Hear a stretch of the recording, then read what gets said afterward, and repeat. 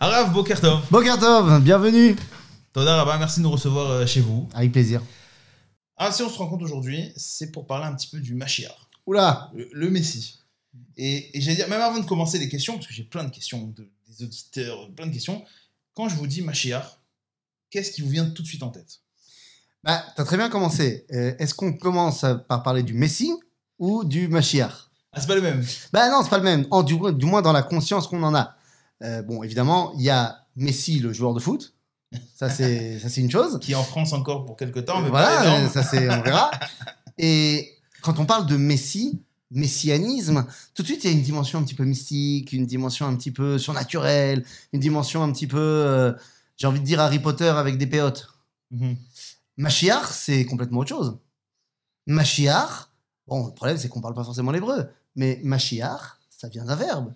Ça vient du verbe limshoach, mashuach. Ça veut dire qu'il a été oint. Le Mashiach, littéralement, ça veut dire celui qui a été oint, celui à qui on a mis de l'huile sur la tête.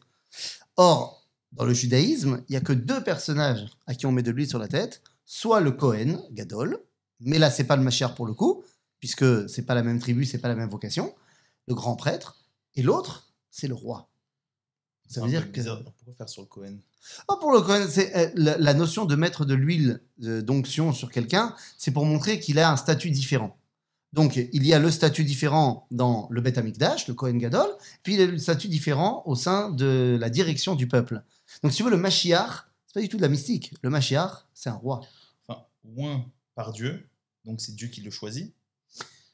Donc c'est un petit peu quand même... Un petit peu mystique, un petit peu divin. Un petit peu quand même. Alors, c'est-à-dire que Dieu connaît son prénom. Alors, il y a une grande différence entre le choix de Dieu et sa réalisation concrète. Prenons un exemple. Le papa du Mashiach. On parle toujours de Mashiach ben David. Alors, parlons de David 2 secondes. On va en revenir. Ouais, je sais. Mashiach ben Yosef. T'inquiète pas, ça va venir. Mais en tout cas, prenons David 2 secondes comme exemple, comme archétype. Eh bien, David a été choisi par Dieu. Dieu envoie le prophète Shmuel pour oindre David. Très bien. Seulement, tant que David n'a pas été accepté par le peuple juif, il n'est pas roi. Il n'est pas roi, mais il est Mashiach. Il est pas encore, il est Mashiach, mais il est Mashiach en devenir, si tu veux. Il est en potentiel le Mashiach, mais il n'aura de réalité concrète que lorsqu'il sera le roi d'Israël. C'est-à-dire que le Mashiach, c'est, même si le mot veut dire oint par Dieu, c'est choisi par le peuple. Ça veut pas dire oint par Dieu. Oint. Ça veut dire oint tout court. Oint, ok. Oint.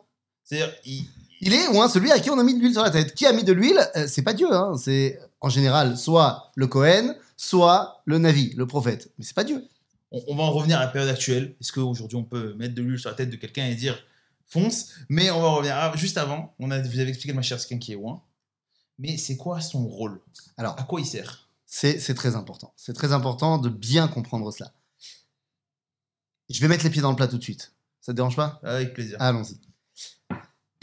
On serait fou de penser que 2000 ans passés chez quelqu'un ne va pas nous influencer quelque peu. Même si on s'est bien protégé pendant ces 2000 ans, en malasot. Qu'est-ce que je veux dire par là? On a passé 2000 ans dans le monde chrétien, pour une grande partie du peuple juif. On a passé 1500 ans dans le monde musulman, pour une autre grande partie du peuple juif. Je pense qu'on ne peut pas faire abstraction de cette réalité-là. Qu'est-ce que cela veut dire? Ça veut dire que notre conception, des fois, du Mashiach, eh bien, a été malheureusement grandement christianisée. Dans le sens où le Mashiach, comme je t'ai dit tout à l'heure, c'est un espèce d'être semi-cosmique, semi-divin, un être qui n'est pas comme les autres. Et il y a cette formulation de dire quand Mashiach il va venir, quand Mashiach il va venir, genre le monde va changer, les arbres feront pousser des croissants dans la rue et tout ira bien. Et je suis désolé de le dire, mais c'est une véritable conception chrétienne du messianisme.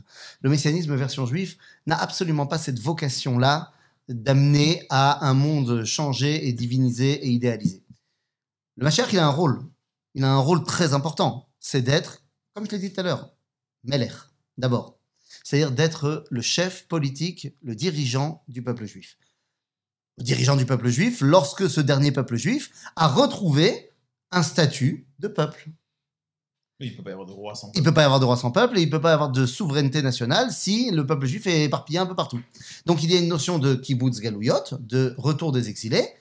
pour pouvoir avoir une souveraineté. Alors, à quoi elle sert cette souveraineté? Et donc, à quoi sert celui qui se tient à la tête du peuple juif?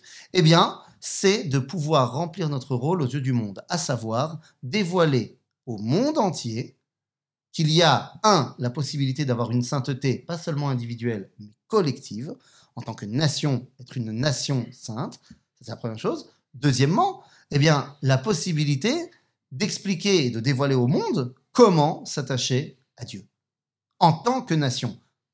Voilà le rôle, voilà le boulot. Et pour ce faire, eh bien, le Mashiach, il a besoin de pas mal de critères, de caractéristiques pour pouvoir remplir son rôle, on va y revenir. Mais tu comprends, le rôle du Mashiach n'est pas de faire des miracles, absolument pas, mais absolument pas. Dit le Rambam dans les lois sur le Mashiach, ne pense pas, comme le disent les débiles, c'est marqué noir sur blanc, Okay. Je ne fais que citer, ne pense pas, comme le disent les idiots, que le Mashiach, il va faire des miracles, il va faire des choses. Pas du tout. Pas du tout. Ne pense pas que le monde va devenir un monde miraculeux. Aolam keminago noeg. Oui, mon ami. Vous avez dit, le Mashiach est un homme comme les autres. Il doit quand même avoir des caractéristiques Alors, on a dit, mentales. Il doit avoir plein de caractéristiques. D'ailleurs, c'est bien ce que tu me dis, parce que tu sais, il y a... Bon, évidemment, dans le christianisme, c'est une évidence, c'est clairement énoncé. Le Messie est passé très vite de statut de Messie à statut de fils de Dieu, à statut de Dieu lui-même. Rappelle-toi ce qui a marqué sur la basilique de l'Annonciation à Nazareth, là où on raconte l'histoire où Myriam, Marie, on lui a raconté, il a marqué là-bas un verset des évangiles, « Va davar nia bassar » et la parole est devenue chair. Genre, Dieu, homme. Bon, c'est un vrai problème. Entre parenthèses, c'est très intéressant de voir comment un Israélien lambda, un juif, pense que les chrétiens voient Jésus. Pour un Israélien, il pense qu'il le voit comme le Messie, le Mashiach. Alors que si tu demandes à n'importe quel non-juif en France, c'est qui Jésus? C'est Dieu. C'est le Fils de Dieu, pour ne pas dire c'est Dieu. Il y a eu une grande marloquette, comme tu le sais bien, au concile de Nicée, il y a quelques années, dans les fondements même du christianisme. Marloquette, c'était de savoir est-ce que Marie, Myriam, elle est Christotokos ou Théotokos? Hein, évidemment, c'est une grande marloquette. Est-ce qu'elle est la mère du Mashiach ou la mère de Dieu? Et Nifsak la halacha sham chez eux, que c'est la mère de Dieu. Donc, autant te dire que chez eux, il y a une vraie dimension divine du Mashiach. Alors, si on fait déjà les chrétiens, moi je vous propose de passer aux Arabes. Parce qu'eux aussi pensent que Mahomet c'est le Messie, c'est le Mashiach. Ah non, pas du tout. Pas du tout. Ouh là là, c'est pas le Mashiach. Pour les chrétiens, Mahomet est le dernier prophète. C'est pas le Mashiach. Ok. C'est le prophète. C'est la dernière personne qui a transmis la parole de Dieu à l'homme. Donc, c'est sa version qui est la bonne. Mais pour les musulmans, la chose est entendue, puisque tous les autres prophètes, que ce soit dans le judaïsme ou dans le christianisme avant eux, sont en fait des musulmans, mais la version la plus aboutie, c'est la version de Mahomet. Donc en fait, c'est pas une question de messianisme là-bas. Il y a une espèce de messianisme dans l'islam chiite, pas dans l'islam sunnite, mais bon, on va pas... non, on va pas rentrer dans... On va pas rentrer là-dedans. Mais je me permets simplement de revenir sur cette dimension de c'est un homme. C'est un homme, c'est pas un dieu. Lorsque Moshe Rabbeinu est présenté dans la Torah, dans la paracha de Vaera, on va nous faire toute sa généalogie. On fait la famille, on raconte la famille de Yaakov, les enfants de Réhouven, de Shimon, de Lévi, jusqu'à Moshe. Et on s'arrête après Moshe, et après on passe à un autre sujet. Et le Rav Shimshon Raphaël Hirsch, il dit, pourquoi est-ce qu'on a fait cette généalogie alors qu'a priori on sait déjà quelle est la famille de Moshe? Il dit parce que Moshe il va arriver, il va faire des choses assez incroyables. Faudrait pas que tu viennes à penser que c'est un homme Dieu. Non. On va te raconter toute sa généalogie pour que tu saches qu'il a un papa, il a une maman, c'est un être humain normal, il a une famille, comme tout le monde. Alors, un peu plus tout le monde que comme tout le monde, mais c'est un homme. Oui, il a des caractéristiques. Ça t'intéresse de les connaître? Bien sûr. Voilà. Alors, allons-y. Là, c'est pas très compliqué non plus. Le Rambam, Maïmonide, nous a dressé une liste de ce qu'il faut pour être, pas le Mashiach, mais pour être éligible au Mashiach. Alors, c'est ça, parce qu'il doit être choisi par le peuple. Exactement. Et pour pouvoir remplir ce rôle-là, eh bien, il faut qu'il remplisse un certain nombre de critères. C'est-à-dire, ces critères sont assez simples finalement. D'abord, il doit descendre de la lignée de David. C'est peut-être la chose la plus compliquée à prouver. Mais, disons, une fois qu'il a prouvé cela, alors il doit être Ogé Bat Torah, que David Aviv, que Torah Shebertav, Torah Shebe'alpeh, en d'autres termes, on dira aujourd'hui, ça doit être quelqu'un qui respecte la Torah. Ah, parce que d'après d'autres rabbinim, etc., c'est quelqu'un qui doit pouvoir prendre une aiguille, transverser la Torah et dire par quelle lettre ça passe. D'abord, c'est assez interdit de casser un Sefer Torah exprès. Non, mais c'est quelqu'un qui est capable de faire ça. On ne nous a jamais dit qu'il devait être le Gdol Hador. Ok. Jamais. Je vais même te dire mieux que ça. David ne l'était pas. À l'époque de David, il y a quand même quelqu'un d'autre qui est le chef du Sanhédrin. Tu comprends? À l'époque de Chizkiyahu Melech Yehuda, un des descendants de David, qui avait été pressenti pour être le Mashiach. Les anges voulaient faire de lui le Mashiach. Il y avait Shevna Sofer, qui était plus grand que lui en Torah. Donc, si tu veux, le Mashiach ne doit pas être le grand rabbin de la génération. Mais il doit être respectueux de la Torah, pratiquant des mitzvot, Torah orale, Torah écrite, mais c'est pas forcément lui le chef spirituel du peuple juif, dans un premier temps.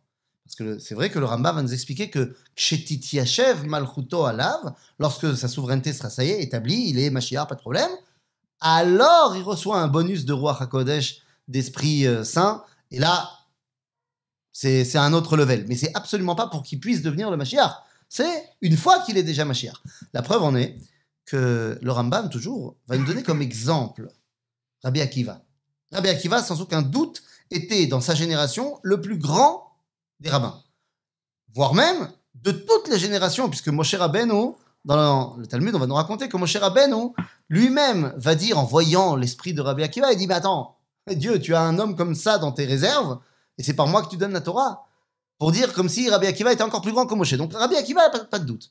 Seulement Rabbi Akiva ne se prend pas pour le Mashiach. Il va complètement suivre Shimon Bar Korva dans son combat contre les Romains et pensera de lui, c'est-à-dire Rabbi Akiva pense de Bar Korva que c'est lui le Mashiach. Et pas que lui-même, en tant que grand rabbin, c'est lui le Mashiach. Donc le Mashiach doit être respectueux de la Torah, pas forcément le plus grand de la génération. Alors, il y a deux Mashiach. Si je me rappelle bien de mes études au Machod Meir, il y a le Mashiach Ben Yosef et le Mashiach Ben David. Ces deux personnes, non pas forcément des personnes, qui ont des travaux différents, des choses à faire différentes. Est-ce qu'on peut un peu commencer par Mashiach Ben Yosef et après on passera au Mashiach Ben David, qui est un peu le plus important, parce qu'il n'y a que de lui qu'on parle essentiellement. Qui est le Mashiach Ben Yosef? Alors, il n'y a que de lui qu'on parle essentiellement, pas parce que c'est lui le plus important, mais parce qu'il est possible que le Mashiach Ben David remplisse également le rôle de Mashiach Ben Yosef. Dans l'histoire, on voit que ça ne s'est pas passé comme ça. Mais dans l'idéal, un bonhomme aurait pu faire tous les boulots. C'est pour ça qu'on parle, parce que Mashiach Ben Yosef ne peut pas faire que ce boulot-là, mais Mashiach Ben David peut faire aussi celui de Mashiach Ben Yosef. C'est pour ça qu'il est mis en avant. Mais 2 secondes. Qu'est-ce que c'est l'un? Qu'est-ce que c'est l'autre? Mashiach Ben Yosef, d'abord, c'est pas un bonhomme. Ok? À l'inverse de Mashiach Ben David, qui est un bonhomme, qui a un rôle technique de roi, de chef politique du peuple juif, le Mashiach Ben Yosef, c'est un concept qui va être porté par des hommes. Il y a plein de monde dans l'histoire juive qui vont avoir cette prina, on dira en hébreu, mais cette dimension de Mashiach Ben Yosef. Le Harizal dira même de lui-même qu'il était prinat Mashiach Ben Yosef. Mais il dira aussi que Yitzhak Avinu était prinat Mashiach Ben Yosef, alors que Yitzhak, c'est l'arrière-grand-père de Yosef. Pas être Ben Yosef. Mais c'est-à-dire que ce n'est pas un bonhomme, c'est un concept. Et c'est quoi le concept? Eh bien, le concept, il est très simple. Mashiach Ben Yosef, c'est la construction physique de la dimension messianique. Mais alors, pourquoi l'appeler Mashiach? Encore une fois, la dimension messianique a pris dans l'histoire juive une connotation très particulière de réalisation de l'histoire, de réussite de l'histoire. Cette réussite de l'histoire, eh bien, elle va s'appeler, dans la tradition juive, Yemot HaMashiach, les temps messianiques. Et le Rambam fera la différence entre Yemot HaMashiach et Yemei HaMelech HaMashiach. Donc les temps messianiques et les jours de Monsieur Mashiach. Donc, si tu veux, Mashiach Ben Yosef, ça fait partie de ces temps messianiques. D'ailleurs, c'est le point de départ, quelque part, des temps messianiques. Il y a cette construction de l'idéal messianique qui se met en place. Et après, il y a le deuxième étage. Mashiach Ben David, on va en parler après. Donc, Mashiach Ben Yosef, c'est la construction physique du messianisme. Du peuple. Du peuple. Alors, pas du peuple en tant que toi et moi, mais du peuple en tant que nation. Tu vois, en hébreu, il y a une différence entre Am et Goy. Bien sûr. Am, ça vient du mot im. Im, ça veut dire avec. Am, ça veut dire qu'il y a plein de gens qui sont ensemble. Goy, c'est une nation, une souveraineté. Donc, Am, on peut être Am même quand on est en Égypte. Goy, c'est quand on sort de l'esclavage, qu'on redevient indépendant. Alors, à ce moment-là, on devient Vatem tiuli mamlechet kohanim ve Goy kadosh. Quand on sort d'Égypte, c'est comme ça que Dieu nous dit vous serez pour moi un royaume de prêtres, une nation sainte. Donc, si tu veux, Mashiach ben Yosef, c'est tout ce qui va permettre à la réalisation de la nation d'Israël. En français, dans l'histoire, comment est-ce que ça s'est réalisé? Par le sionisme laïque. Le sionisme laïque, sionisme national, pas le sionisme du Baal Shem Tov, du Gaon de Vilna, qui ont ramené des Juifs en Israël pour commencer à repeupler la terre d'Israël, ce qui était fantastique, ce qui était complètement nécessaire, parce qu'on n'aurait pas réussi à créer une dimension souveraine s'il n'y avait pas eu de Juifs concrètement sur place. Mais la prise de position qu'il est temps de ramener une dimension de nation au peuple juif, de souveraineté, c'est ce qu'on appelle le Mashiach ben Yosef. Ça a été porté par des gens comme Binyamin Ze'ev, Théodore, Herzl. Et le Rav Kook dira, lors de l'éloge funèbre de Herzl, qu'il est Ikveta de Mashiach ben Yosef, qu'il est les talons, les empreintes de Mashiach ben Yosef. Alors vous allez me dire, le Rav Kook c'est un Ashkenaz, est-ce que tu n'aurais pas un Sfarad pour faire plaisir à tout le monde? Rabbi Moshe Halfon HaKohen de Djerba, lui il dit sans prendre de pincettes, Herzl, Shehu Mashiach ben Yosef. Ah ok. Clairement, c'est lui. Maintenant, c'est pas que lui. C'est tout ce qui est mis en place à ce moment-là. C'est l'Organisation sioniste mondiale, c'est le Yishuv, la Haganah, le Hetzel, le Lehi, tout ça, c'est Prinat Mashiach ben Yosef. Et je sais pas si tu as envie qu'on aille plus loin là-dedans, mais je sais pas, moi toujours. Moi, plus on y va. Parce que le Talmud va nous poser la question. Il y a un moment donné, on va nous raconter dans le Talmud il va y avoir un grand éloge funèbre. Le Talmud se pose la question, c'est pour qui qu'on va faire cet éloge funèbre? L'un des avis, c'est pour le Mashiach ben Yosef qui sera tué. Et il y a tout un débat. Est-ce que quoi, le Mashiach ben Yosef, il va mourir? Il va pas mourir. C'est une grande dispute entre les sages du Niglé, c'est-à-dire du Talmud, et les sages de la Kabbalah. Est-ce qu'il va être tué, le Mashiach ben Yosef, ou pas? Eh bien, finalement, nos sages de la Kabbalah vont dire, il y a un grand risque, mais si on prie pour lui, alors il ne sera pas tué. De quoi on parle?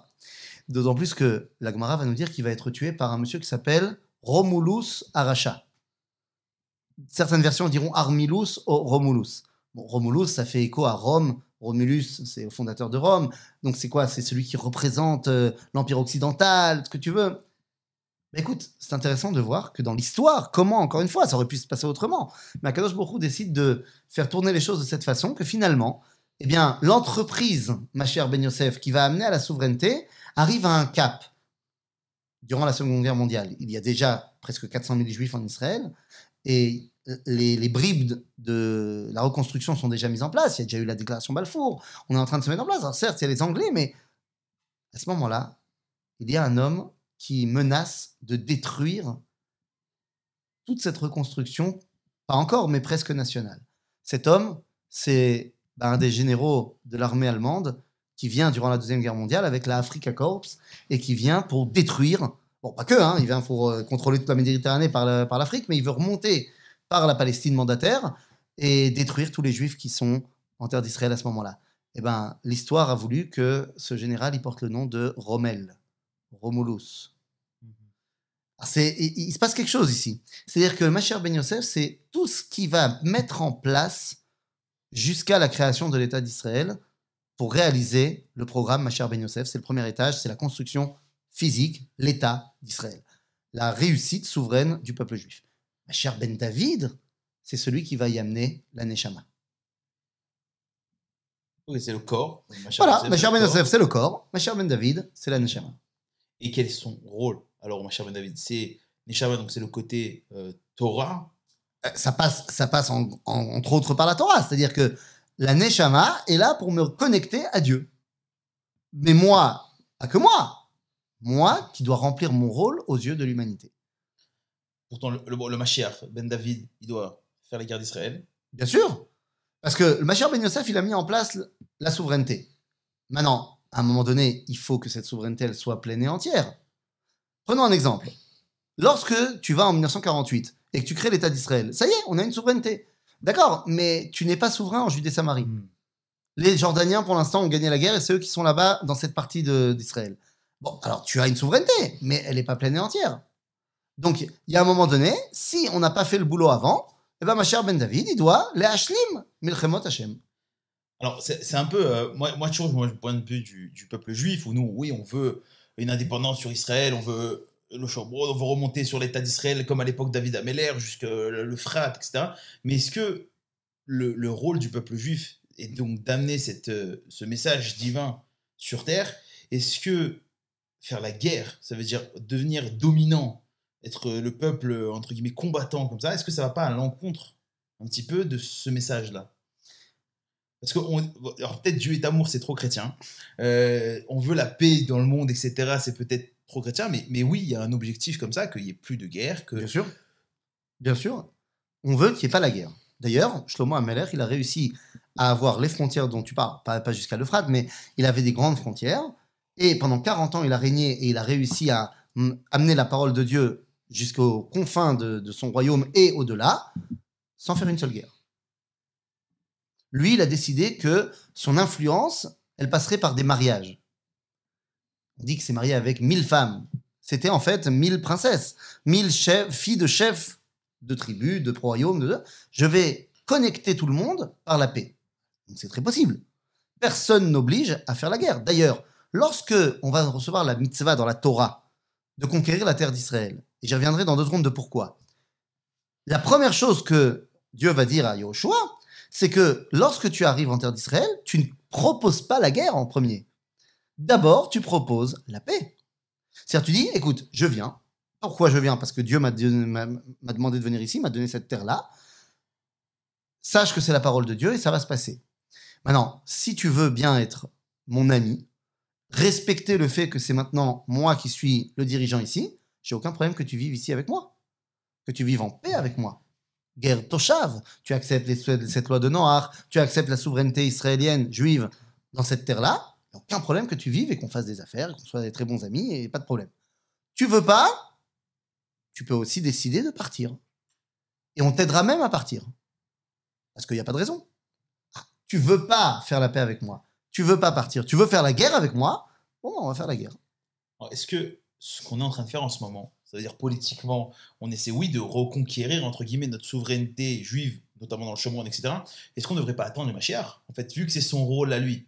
Le Mashiach Ben Yosef, on a dit, il est en place, il continue de grandir, la souveraineté continue de grandir, mais est-ce qu'on ne devrait pas attendre le Mashiach Ben David pour que ce soit, entre guillemets, avec cette personne-là qui ait ces critères-là, pour que ce soit, entre guillemets, plus efficace et plus évident?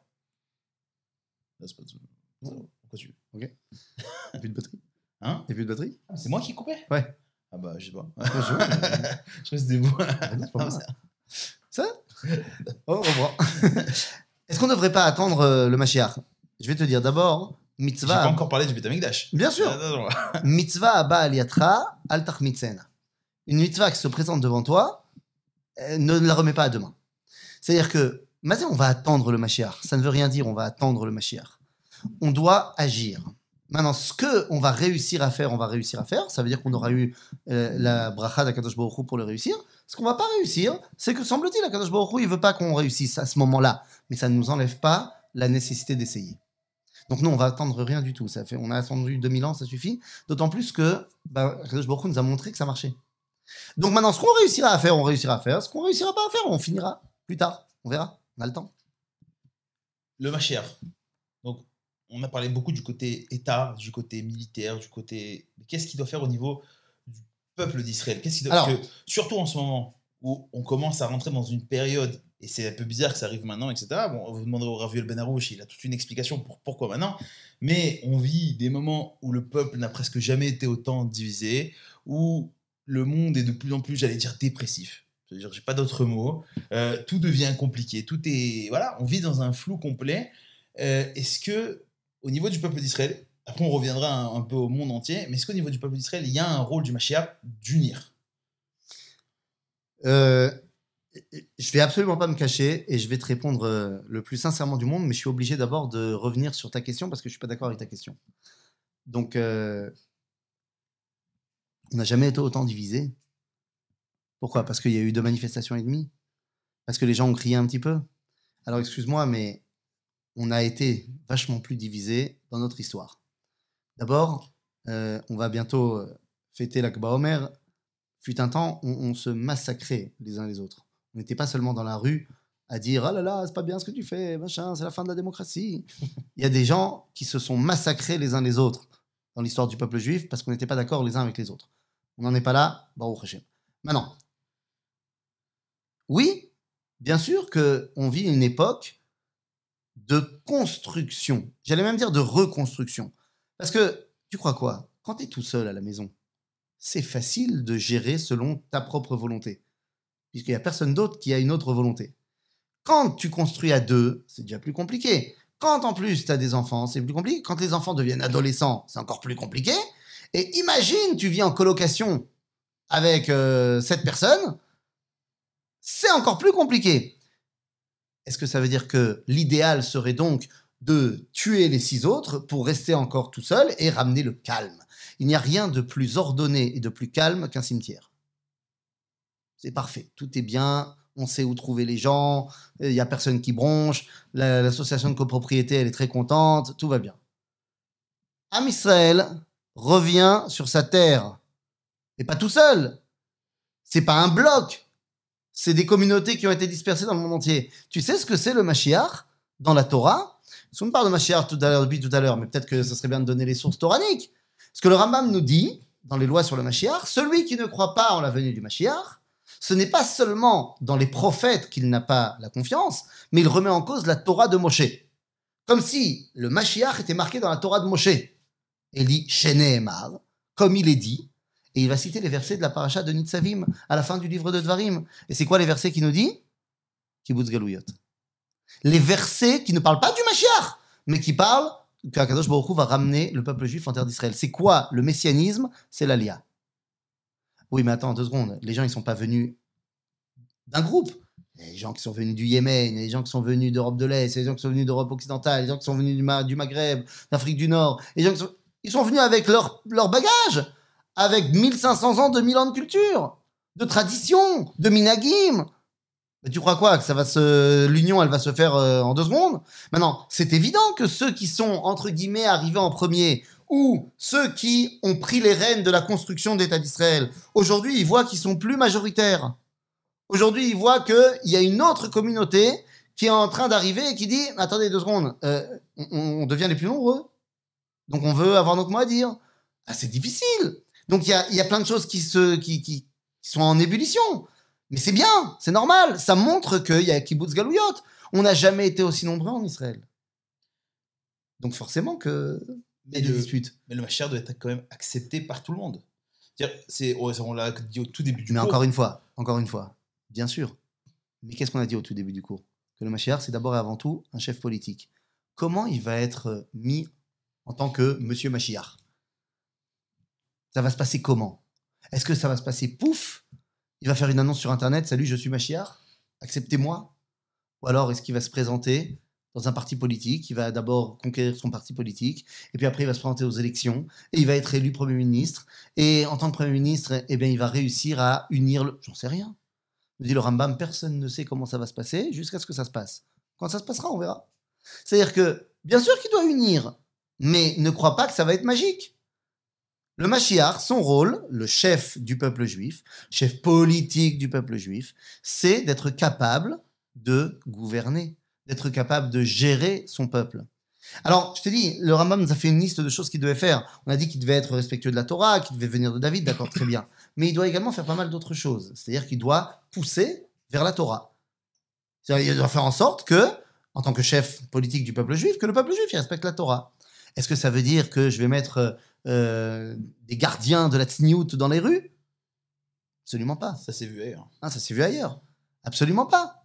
Ça veut dire simplement que je vais essayer de faire passer, par des voies démocratiques, des lois qui vont avancer vers la Torah. Et des fois, il y aura des lois qui semblent être complètement en inverse. C'est Yerida, Letzorech Aliyah. C'est parce que tout avancer vers quelque chose de fort amène une force contradictoire. Et plus l'avancée est grande, et plus la force contradictoire, elle essaye d'être grande, pour essayer de garder une espèce d'équilibre. Donc, on avance. On avance 2 pas, après on recule d'1 pas. Et je te rappelle que lorsqu'on a créé l'État d'Israël, un monsieur comme David Ben Gurion, qui lui aussi était Prinat Mashiach Ben Yosef, un monsieur comme David Ben Gurion, qui n'est pas religieux, qui ne suit pas la Torah, qui ne peut donc pas être Mashiach Ben David. Même il aurait pu l'être après. Il aurait pu l'être après, il aurait pu faire tchouva, pas de problème. Même quand on regarde le Talmud, dans le traité de Sanhedrin, il y a une longue souga là-bas qui nous donne les noms du Mashiach. Plein de noms. Un de ces noms, c'est David Acher. Un autre David. Seulement, on sait dans le Talmud qu'est-ce que ça veut dire Acher. C'est-à-dire quelqu'un qui a rejeté la Torah. C'est-à-dire que Dieu il va nous mettre en place un David qui a rejeté la Torah. Bon, on a eu un David comme ça qui a fait quelque chose d'important pour le peuple juif. Hein? Donc David Ben Gurion, il n'est pas religieux. Et pourtant, il va mettre en place les lois de base qui vont dire que le jour chômé en Israël, c'est le Shabbat. Que dans toutes les institutions gouvernementales, on va manger cachère, sous la pression du Rav Goren, et que l'armée, il n'y en aura qu'une seule, et qu'elle sera cachère et qu'elle fera Shabbat. C'est trop fort. T'as vu, donc voilà, c'est possible cette histoire. Ça veut dire que c'est une des choses qu'il doit faire, aller vers le fait que l'âme Israël, il fait la Torah. Après, est-ce qu'il va aller dans chaque maison pour vérifier que chaque personne, elle fait Shabbat? Bien sûr que non, à aucun moment. Maintenant, il doit faire d'autres choses, comme tu l'as dit, les guerres d'Israël. D'accord? Il va faire les guerres d'Israël, ça doit être un chef de guerre, bien sûr, s'il y a besoin. Si on peut arriver à avoir des accords sans faire la guerre, tov umanaim. Mais s'il faut, il faut. Et après, eh bien, on va nous dire, et il doit les kabetz nitré Israël, il doit ramener les exilés. Est-ce que c'est lui qui va chercher les gens? Non, mais il a une politique d'Alia. Une politique dans le Misrad Atfutzot, Misrad Aklita, de faire venir les gens. Et à un moment donné, il doit aussi construire le Beth Amikdash. C'est la dernière étape? C'est la dernière étape à laquelle, si jamais il a réussi, on va dire Hu Mashiach Bevadai. Il peut avoir fait tout avant et mourir. On n'est pas sûr. Et mourir. Et tant pis. Et donc nous dit le Rambam, s'il fait des trucs, mais que finalement il ne termine pas, il aurait été comme tous les rois cachers qu'on a eu dans le peuple juif, et on lui mettra une place de kavod, et on dira, c'était un grand tzaddik, et mais c'est pas le Mashiach. Et il est possible que le Mashiach, finalement, il arrive et qu'il fasse juste le dernier truc. C'est comme Besséder, ça marche aussi. Mais alors, le Mashiach, c'est quelqu'un de physique, d'humain. Tout à fait. Donc il y aura un avant et un après Mashiach. Tout à fait. Donc à un moment donné, le Mashiach va mourir. Et il y aura son fils. Donc ça va être c'est un roi qui donne... Alors c'est un roi. Est-ce que ça va être son fils biologique? Est-ce que ça va être son successeur spirituel? On n'en sait rien vraiment. Est-ce qu'on va pas retourner sur tout ce qui s'est passé déjà dans le monde où il élit lui, mais l'autre, il est son fils légitime et du coup il va faire la guerre à lui et du coup on repart. C'est-à-dire, est-ce que ça mène à une fin? Tout ça, j'allais dire une fin. Il faut qu'on en parle un petit peu parce que il y a un moment donné, on va s'arrêter de se faire la guerre ou on va arrêter tout ça. Ouais. Ça veut dire qu'on va être plus moraux. Ouais. Ça veut dire qu'on n'aura plus envie de se faire la guerre les uns les autres. On n'aura plus envie parce qu'on aura envie de faire le bien. Et on aura envie le bien commun et le bien collectif. Et donc, il y a un moment donné, pour l'instant, les gens ils pensent que pour avoir du bien, il faut s'emparer des ressources de l'autre. Mais on n'est pas à l'abri d'un réveil de l'humanité de dire mais on a tout ce qu'il faut pour qu'on soit bien tous ensemble. Il y a un concept que nos sages ils ont déjà amené depuis très longtemps dans la Mishnah, que Zeneene vezelo chaser. Aujourd'hui, on est dans le style Sheli, Sheli, Shelcha, Sheli. Ça, c'est Midat Zdom. Je veux tout pour moi. Il y a une Mida qui est Benoni, c'est Sheli, Sheli, Shelcha, Shelcha. Genre, je ne m'occupe pas de tes affaires, ne t'occupe pas des miennes. Mais il y a aussi Sheli, Shelcha. Mais Shelcha, Shelcha.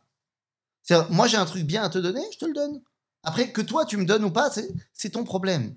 C'est pas à moi de te prendre. Et à partir du moment où tu sais que tu as quelque chose de bien qui peut amener le bien aux autres et que ça ne va pas t'enlever à toi, il n'y a pas de raison. Kiner Hashem Nishmat Adam. Une bougie, tu prends une autre bougie et tu l'allumes de la bougie déjà allumée, ça n'enlève pas la première flamme. Ça continue. Donc oui, l'humanité va arriver à ce stade où on va comprendre qu'en fait, on est interdépendants et ce qui est bien pour moi est forcément bien pour toi aussi. Donc, on va vouloir se faire du bien mutuellement. Il n'y a pas de raison qu'on n'y arrive pas. Dans la science-fiction, ils sont déjà arrivés. Moi, j'ai grandi grâce à mon papa avec des films et des séries de science-fiction, Star Trek pour ne pas la citer, où il n'y a plus d'argent dans cette série. Il n'y a plus d'argent. Parce qu'en fait, non, les gens, ça ne sert à rien l'argent. Il y a des gens qui produisent quelque chose qui va profiter à tout le monde. D'autres, ils produisent d'autres choses. D'autres, ils produisent un savoir. D'autres, ils produisent un truc. Non, on grandit. C'est le communisme. C'est même pas le communisme. C'est la conscience que ce que moi je peux apporter dans le monde, je l'apporte. Et ce que d'autres peuvent apporter, ils l'apportent. Ça, j'ai hyper optimiste. Non, c'est le but, non? Donc, c'est ça le but. Oui, c'est ça le but. C'est ça le but. Allez, quand le prophète il va nous dire que les épées seront transformées en charrues, ben, on va pas se faire la guerre, mais on va cultiver la terre ensemble. C'est ça le but. Mais on va y revenir. Entre parenthèses, on est vachement plus proche de cette réalité utopique dont tu parles, ou dont je parle, mais toi tu dis que c'est une utopie. Moi je dis on est vachement plus proche qu'il y a 100 ans, qu'il y a 1000 ans.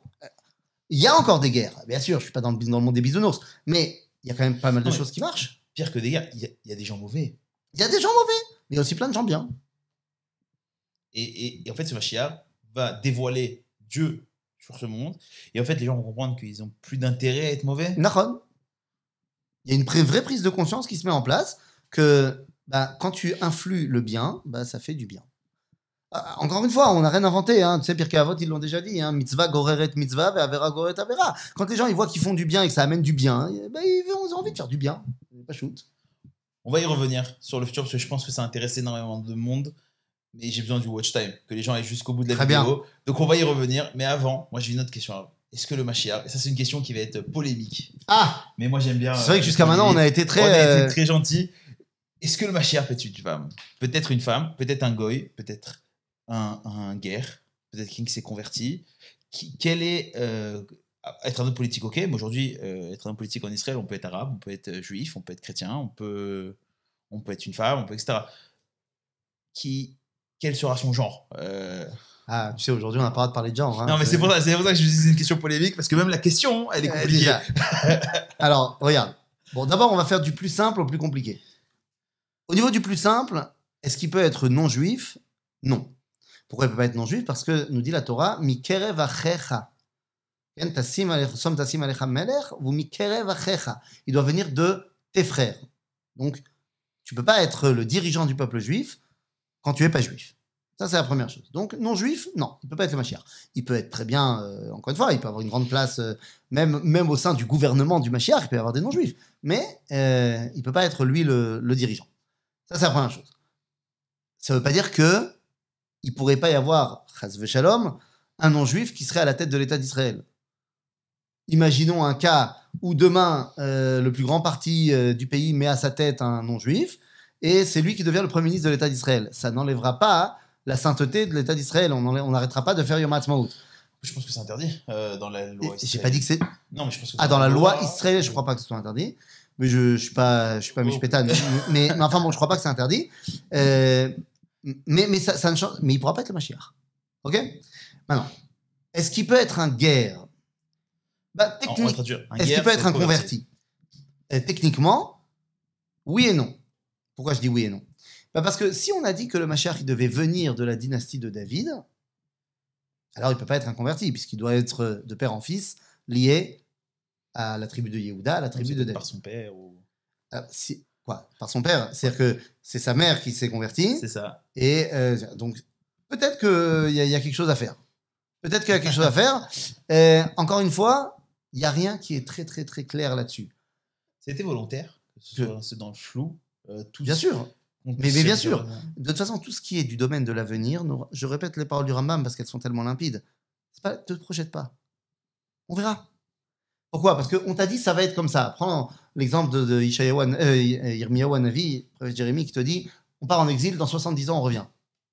Et il y a 7 façons de compter les 70 ans. Ouais. On verra. Il fallait commencer là. Non, mais t'inquiète, il fallait commencer là. On verra. Oui, comme les 400 au final, ans en Égypte, exactement, comme les 400 ans en Égypte, on s'est arrangé la naissance de Yitzhak, machin. Ça, on verra bien. Pareil pour une femme. Est-ce que ça peut être une femme? A priori, il y a marqué Som Tassim Alecha Melech. Donc, nos sages vont nous dire Melech Velo Malka. Ça, on verra. C'est pas. On verra. On verra. A priori, non. Mais on verra. Et si jamais c'est une femme qui remplit tous les critères, pourquoi pas? Encore une fois, je te dis, a priori, non. Mais voilà, je suis pas à la place de Kadosh Baruch Hu. J'aimerais prendre une minute pour parler un petit peu du Beth Amikdash. Oh! Parce que c'est la maison de Dieu. Le but du Mashiach, c'est entre guillemets de ramener Dieu sur terre, en tout cas de le dévoiler, de le laisser passer plus, chacun selon ses termes. Je sors d'une émission avec Laurence Benarouche, donc je suis très ouvert à toute suggestion. Le Mashiach doit construire le Beth Amikdash, mais le Beth Amikdash ne doit pas être dirigé par le Mashiach. Du tout. Alors, quel est le rôle du Mashiach et quel est le rôle du Beth Amikdash? Mais encore une fois, le Beth Amikdash, c'est pas le Mashiach qui construit le Beth Amikdash. C'est pour qu'il devienne Mashiach officiel, il faut qu'il ait construit le Beth Amikdash. Donc tant qu'il a pas construit le Beth Amikdash, il n'est pas encore Mashiach. Donc on peut pas dire qu'il faut attendre le Mashiach pour construire le Beth Amikdash. C'est déjà une erreur de base, de compréhension de la halakha. Tant qu'il n'a pas construit le Beth Amikdash, il n'est pas Mashiach. D'accord? Maintenant, le Beth Amikdash, c'est l'endroit où Akadosh Baruch Hu a décidé de se dévoiler. C'est par là que ça passe. Qui est le patron au Beth Amikdash? Le Kohen Gadol. Et c'est pour ça qu'il y a une grande dispute dans le Talmud. Qui gagne? Le roi d'Israël ou le Kohen Gadol? C'est quoi qui gagne? Si les deux se rencontrent, qui se prosterne devant qui? Qui fait la révérence à qui? Parce que lui, il est roi. Et ils nous disent dans ça, le Kohen Gadol, il est roi dans son royaume à lui, dans son Datican. Il y a le Vatican pour les chrétiens, il y a le Datican, c'est le Beth Amikdash. À l'intérieur du Beth Amikdash, c'est le Kohen Gadol le patron. Il a une couronne d'ailleurs sur la tête, comme le roi. C'est-à-dire donc, il y a deux dimensions complètement différentes. À l'intérieur du Beth Amikdash, c'est le Kohen Gadol qui gère. Le roi, quel est son rôle au sein du Beth Amikdash? De voir comment la source de vie peut l'aider à diriger le peuple juif.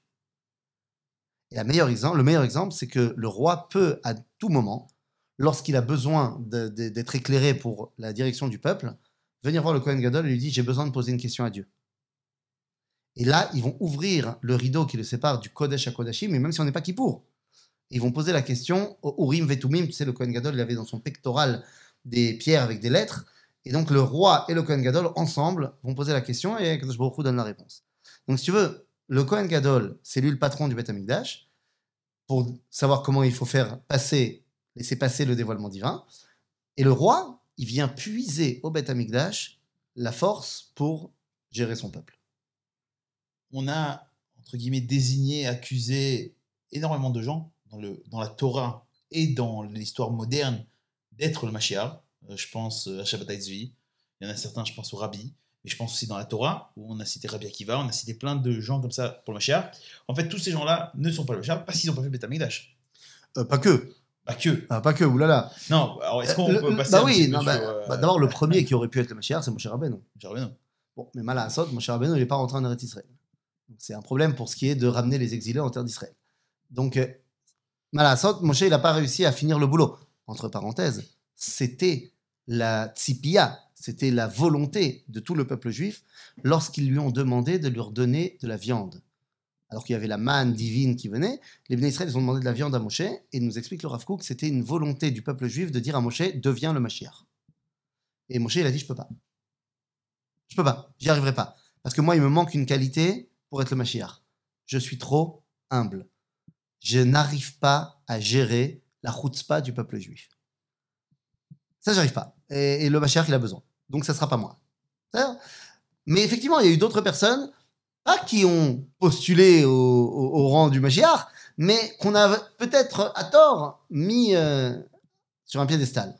Alors Rabbi Akiva, je t'ai dit non. Rabbi Akiva, lui, à aucun moment, il se met lui. Mais il pense que Bar Korva, qui n'est pas du tout un rabbin, d'ailleurs, qui va avoir un problème aussi au niveau de sa relation avec les mitzvot pendant la guerre contre les Romains, mais Rabbi Akiva, il dit Bar Korva, ce qu'il essaie de faire, c'est de ramener la souveraineté au peuple juif. C'est ça que j'attends du Mashiach.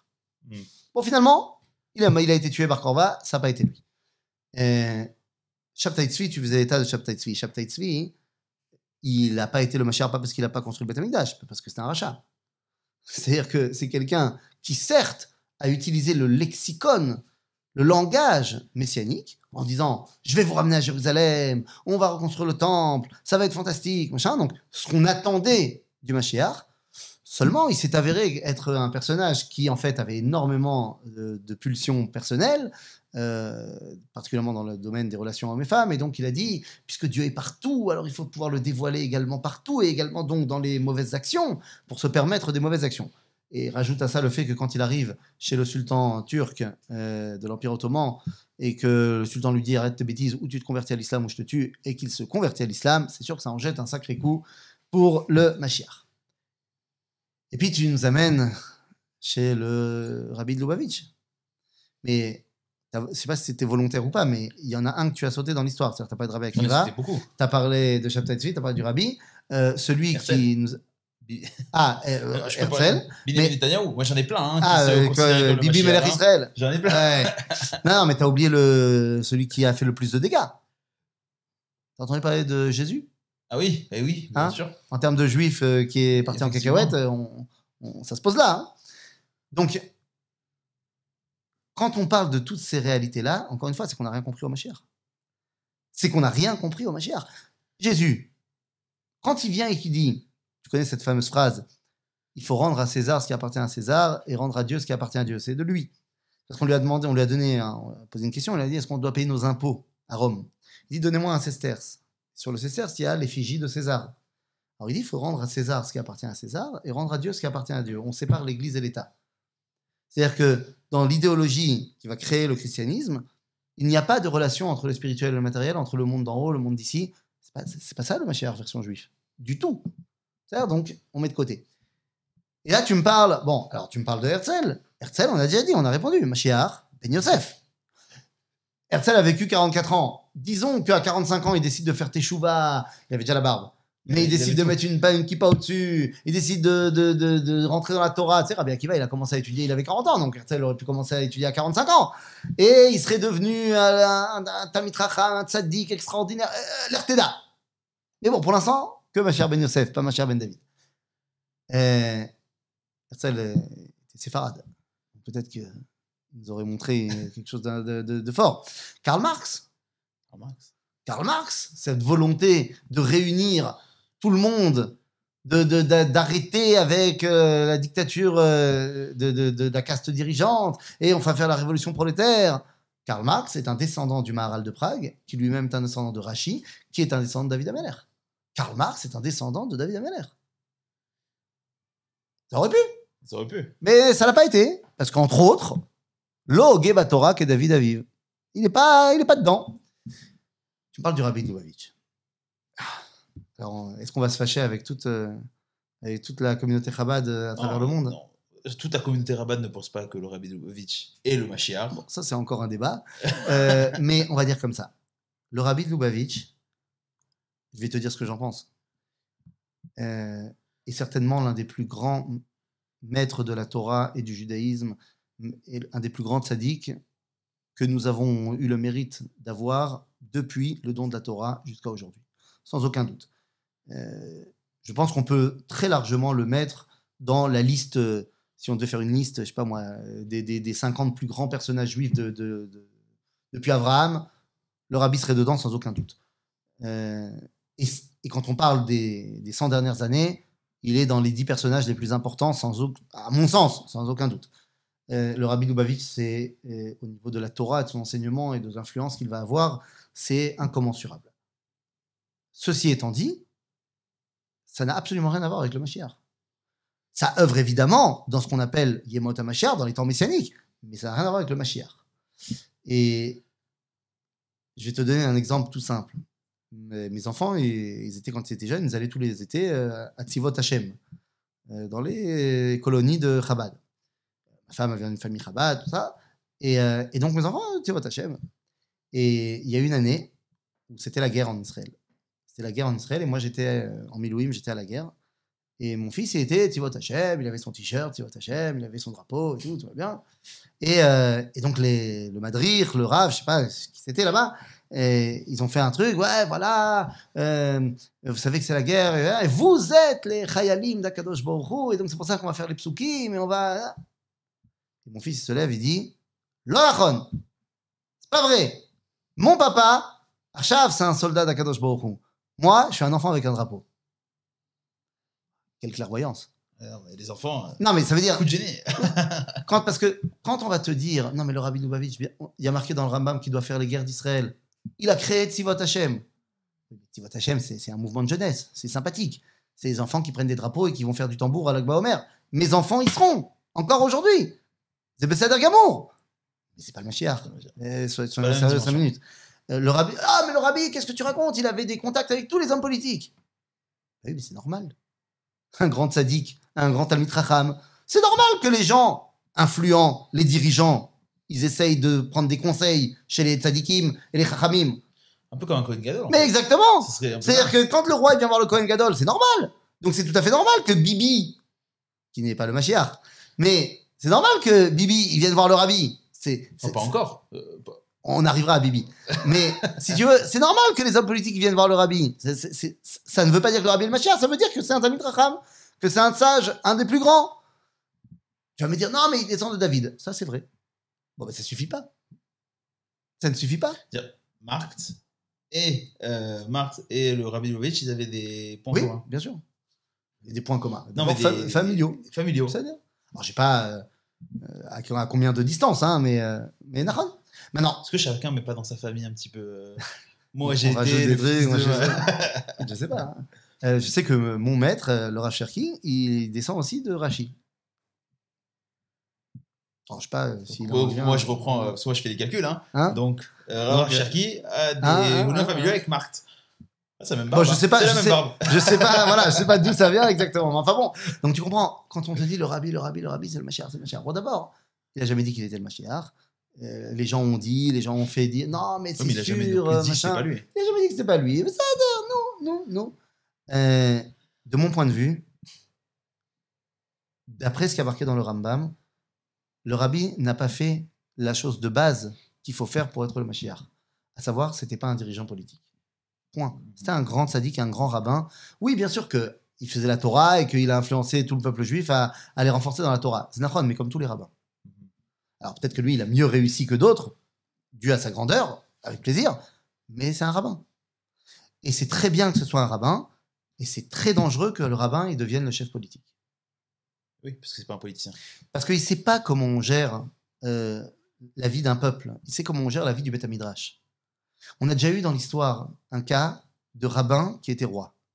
C'était terrible. C'était Chizkiyahu Melech Yehuda. Le roi Chizkiyahu, Ézéchias, il était tzaddik. Il était roi. Et tu sais ce qu'il a fait? Il a mis tous les budgets de l'État pour la Torah. Il a fait ordonner par loi que tout le monde doit aller au Beth Midrash.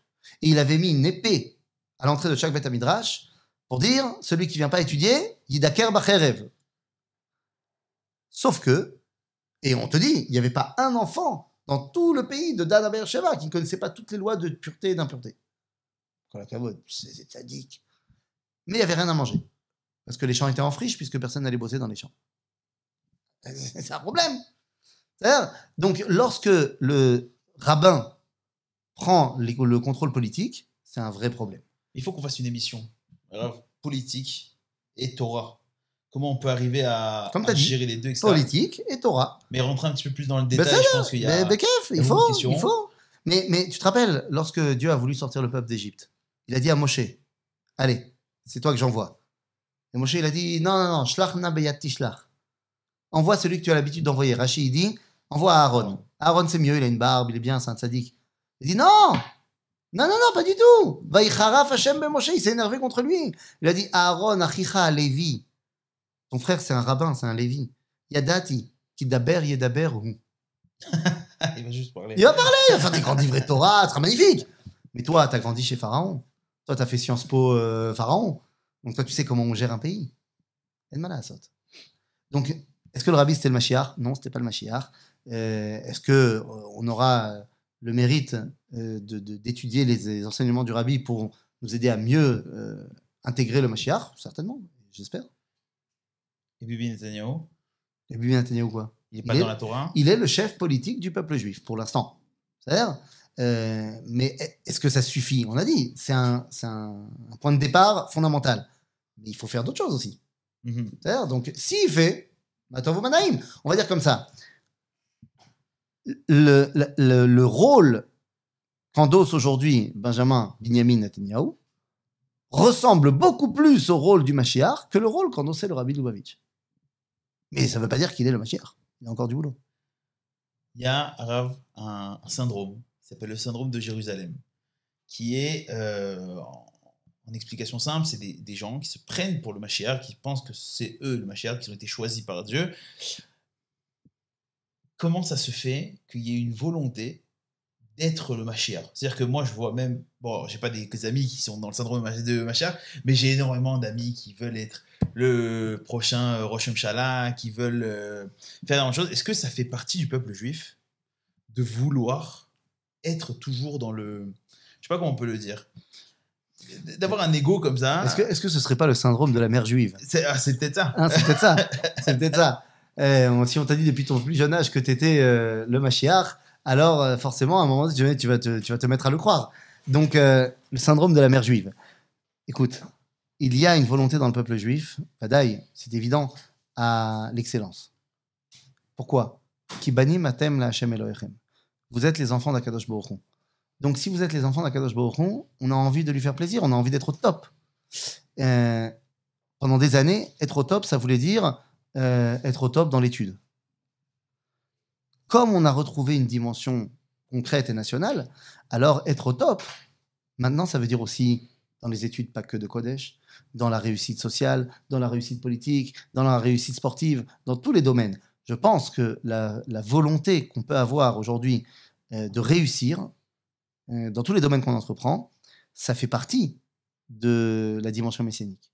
Ça fait partie de cette volonté de Archavat Adat. Archavat Adat, c'est être plus grand.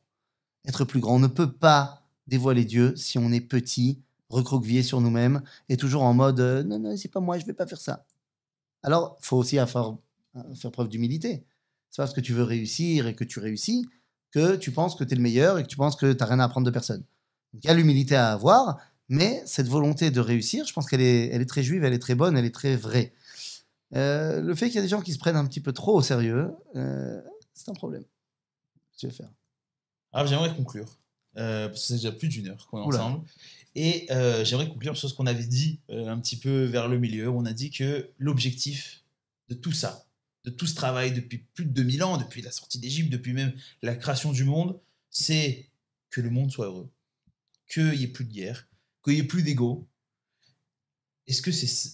Mais est-ce qu'on continuera à prendre le bus? Est-ce qu'on continuera à aller travailler? Est-ce qu'on continuera à se gronder avec sa femme? Est-ce qu'on continuera à éduquer non, on a dit qu'il n'y aura plus d'ego. Oui, mais... alors, est-ce qu'on va vivre comme des prêtres, quoi? C'est-à-dire que est-ce qu'on va arriver à un moment où on va être un peu dans la lune? On va l'éviter. Non, mais... Nous dit le Rambam dans les lois sur le Mashiach. Nous dit le Rambam très simplement. Tu te rappelles quand j'ai dit ne pense pas que le Mashiach... Ne pense pas, al ya'ale al da'atra, que lorsque va venir les temps messianiques, yechidush ba'olam, et que le monde il va changer. Et la olam keminago noeg. Le monde il continue, normal. Le monde il continue. Tu vas continuer à aller au travail, tu vas continuer à aller acheter ce que tu as besoin d'acheter au super, tu vas continuer à avoir des problèmes d'argent, avoir de chercher des appartements chers. Tu vas peut-être arrêter de chercher un appartement trop cher pour toi parce que tu comprendras que ce que tu as besoin d'autre chose, tu as besoin de ça, tu as besoin de ça. C'est-à-dire que le monde, il évolue. Il n'arrêtera pas d'évoluer. Mais c'est pas magique. C'est pas magique. Le monde, il va évoluer. Par exemple, est-ce que tu me dis on va l'éviter? Ouais, c'est très possible que dans 20 ans, les voitures, elles volent. Mais ça ne sera pas de la magie. On dit ça il y a 20 ans. Mais j'en sais rien. Je ne sais pas comment ça va se passer. Mais la technologie, elle va continuer à évoluer. Et le monde, il va évoluer. La médecine, elle va continuer à évoluer. On guérira de plus en plus de maladies. Si bien qu'un jour, on arrivera. Bezrat Hashem. Encore une fois, avec l'aide uniquement de Dieu. On arrivera à battre la maladie. Et peut-être même qu'on arrivera à battre la mort. L'Arteda. Peut-être c'est ça, Triat Hametim. Que d'abord, on arrive... Nos sages nous disent que Bichlal, le shlav, l'étape avant la résurrection des morts, c'est Arichut HaChaim. Le fait qu'on allonge la vie. On y est. Alors le problème, c'est que pour l'instant, on allonge la vie, mais pas forcément en bonne santé. Donc, deuxième étape, on allonge la vie en bonne santé. Mais tout ça, ça se fait doucement, ça se fait truc. Et l'évolution des consciences aussi. Ça, c'est une évolution technologique, une évolution des consciences, Nahon. de ce qui est moral et ce qui ne l'est pas. Nahon. Et il y a toujours, dans tous les événements, il y a ce qu'on appelle klipa chez Kodemet Lapri. Il y a toujours l'écorce qui précède le fruit. Et dans la majorité des cas, il faut l'enlever l'écorce. Elle a l'air très jolie, elle a l'air très attirante, mais c'est pas elle qui peut nous nourrir. Aujourd'hui, on vit dans un monde qui s'appelle le déconstructionnisme. C'est le post, tout ce qui est post quelque chose. Postmodernisme, post-sionisme, post. Qu'est-ce qui arrive après Voilà. On est dans une génération qui veut tout déconstruire.